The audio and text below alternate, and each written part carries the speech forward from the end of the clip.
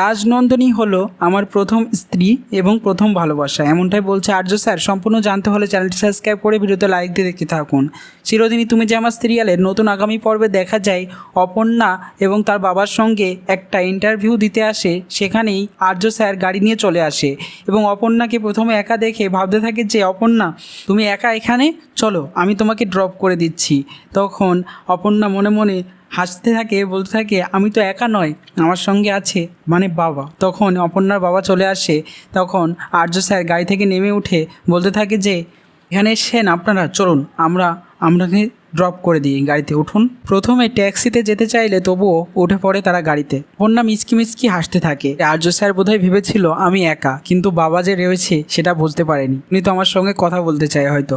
তখন আর্য স্যার মনে মনে ভাবতে থাকে গাড়ি চালাতে চালাতে অপর্ণার সঙ্গে যে আমার রেগুলার দেখা করতেই হবে, যে করেই হোক না কেন।